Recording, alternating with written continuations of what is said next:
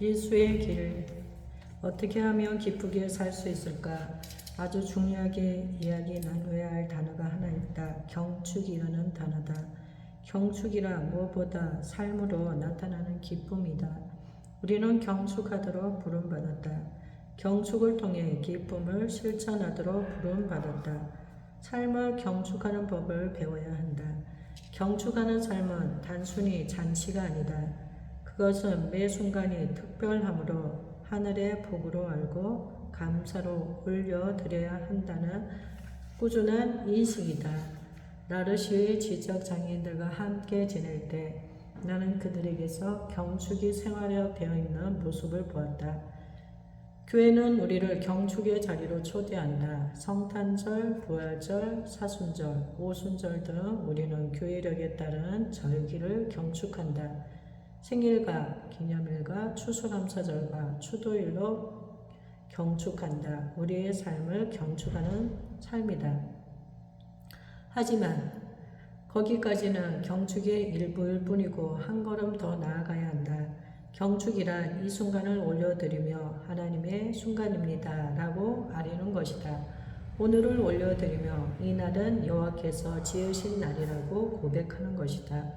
추수감사절에만 아니라 매주 맞이하는 월요일 아침에도 말이다. 그러니 즐거워하고 기뻐하자, 경축하자. 만일 특별한 날만 아니라 삶 전체를 경축할 수 있다면 우리에게는 기뻐해야 할 많은 기회가 있다는 것을 깨닫는다. 우리는 어떤 일이 벌어지고 있으면 잘 기억하고 있음을 알게 된다. 마땅히 경축할 일이다. 앞에서 말했듯이 내가 머물렀던 페루의 그 가정은 몹시 가난해서 그들은 아무것도 가지고 있지 않았다. 방이 따로 없었으므로 내 잠자리는 옥상이었다. 그들이 거기에 침상만 놓아 주었다. 페루는 비가 오지 않는다. 항상 흐린데도 비가 오는 법이 없다. 거기서 몇 달을 살다가 내가 다음 주에 떠납니다 라고 말했을 때 그들은 내 말에 전혀 신경 쓰지 않았다. 아직은 떠날 준비를 하지 않고 그대로 있으니 실감이 나지 않았던 것이다. 마침내 토요일 아침에 내가 이제 1시간 후면 떠납니다 라고 했더니 그들도 내 가방을 보고는 정말 가는구나 생각했다. 그때 어머니 소피아가 어린 조니에게 푼돈을 주자 아이는 가게로 달려갔다. 이미 정오가 되어 버스 시간이 30분도 채 남지 않았기에 나는 불안해졌다. 조니는 큰 코카콜라 한 병과 과자 2개를 들고 돌아와 파티 시간이에요 라고 외쳤다. 그러더니 그 집에 하나뿐인 잔에 콜라를 부어 돌아가며 한 모금씩 마시게 했다. 이어 과자를 잘게 쪼개 모두에게 나누어 주었다. 13살 소년 파블리토는 음악도 있어요 라고 거들었다. 어디서 났는지 모르지만 지직거리는 낡은 녹음기가 있었다. 아이가 음악을 틀더니 우리 춤도 춰요 라고 말했다. 12시 15분에 집을 나서야 하는데 정말 파티가 벌어진 것이다. 콜라 조금과 과자 조금, 춤 조금으로 이루어진 파티였다. 그들과 웃고 또 웃으며 작별 인사를 나누었다. 그러고 나서 그들은 내 가방을 들고 버스 가는 곳까지 함께 배웅해 주었다. 우리는 헤어지는데 한참 걸렸다. 그리고 나는 방금 우리가 성찬식을 했음을 깨달았다. 그들이 나에게 기쁨을 가르쳐 주었으니 얼마나 귀한 선물인가. 나는 그들의 가난과 여러 어려움과 건강 상태에 대해 알고 있었다. 현실은 냉혹했고 많은 도움이 필요했다. 그런데 그 와중에도 그들은 기쁨을 잃지 않았다.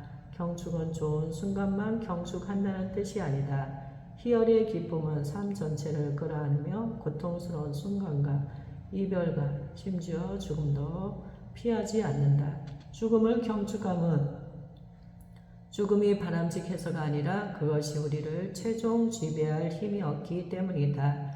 열매를 맺을 수 없는 죽음은 힘이 없다.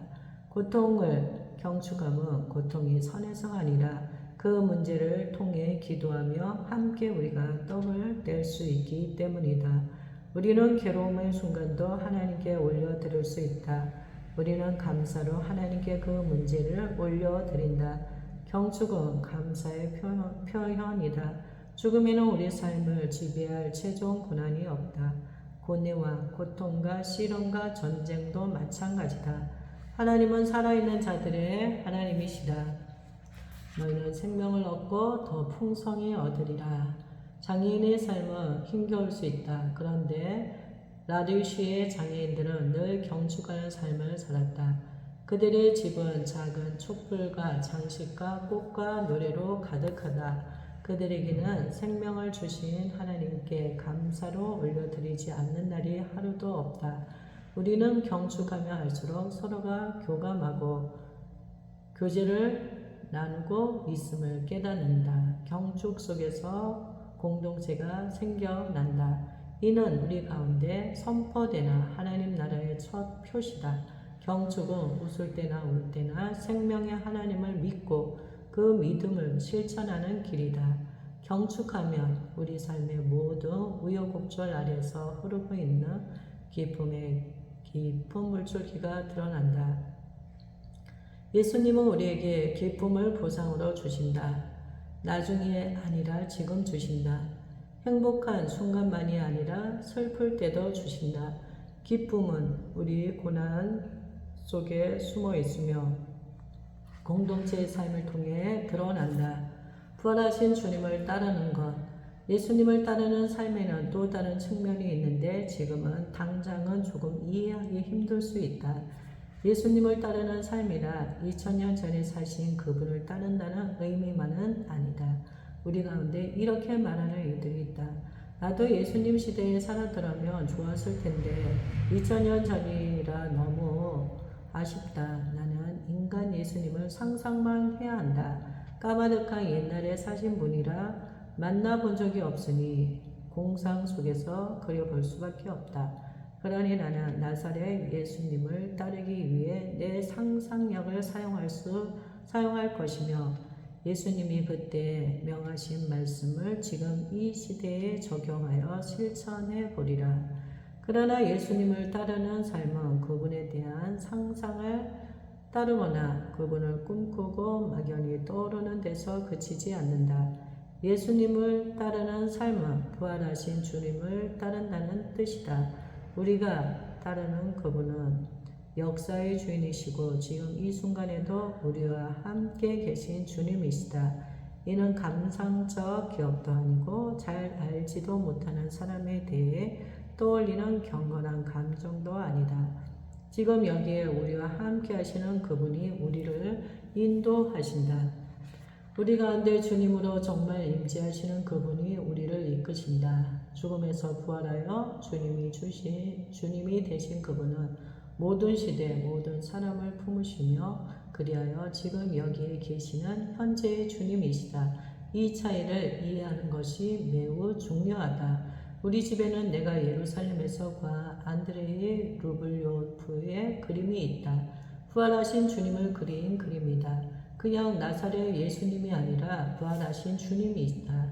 그분은 육신이 되어 나사렛과 베들레헴과 예루살렘에서 우리 가운데 사셨으나 부활하셔서 모든 이름 위에 뛰어난 이름을 얻으셨다. 장차 모든 사람이 그 이름 앞에 무릎 꿇고 그분을 주님으로 찬송할 것이다. 집에 있는 내 작은 송수에 그 그림을 놓아 두었다. 당신과 내가 부름받아 따르는 그분은 역사의 주인, 부활하신 주님, 천국과 영생의 문, 길과 진리와 생명, 위엄과 영광이 충만하신 하나님의 독생자, 풍성한 생명을 주시는 분이다. 늘 우리를 하나님의 신비로운 생명 속으로 더 가까이 이끄시는 우리 주님이시다. 그분은 당신이 편하게 함께 수다나 떠는 친구가 아니다. 그러한 것은 영적 삶이 아니다. 그분은 당신을 불러서 하나님과 교제하게 하시는 주님이시다. 그림 속 예수님의 눈빛은 지엄해 보이나 그 눈빛 이면에 하나님의 영원한 사랑이 서려 있다. 당신 쪽에서 가고 싶은 대로 가려고 그분과 어울려 다니는 것이 아니라 그분이 당신을 영원한 삶으로 인도하신다. 역사의 주인께 기도하며 그분을 따르면 당신은 하나님의 신비롭고 영원한 사랑 속으로 이끌린다. 기도의 자리에서 우리는 그분이 심판자라서 엄하시지만 동시에 긍휼의 주님이라서 온유하심을 깨닫게 된다. 사랑으로 충만하신 주님이 당신을 그 사랑으로 부르신다. 그분은 또 진리와 아름다움의 주님이시다. 알고 보면 당신이 따르는 예수님은 매일 당신에게 말씀하시며 늘 당신을 하나님과의 더 깊은 교제로 부르는 주님이시다. 예수님을 따르면 하나님의 내밀한 신비 속으로 점점 더 깊이 들어간다. 하나님이 육신이 되셨기에 우리는 성부의 영광 속에 성령과 교통하며 그분 안에서 그분을 통해 그분과 함께 인도받을 수 있다. 부활하신 주님의 이 그림은 우리 모두의 위대한 소명을 일깨워 준다.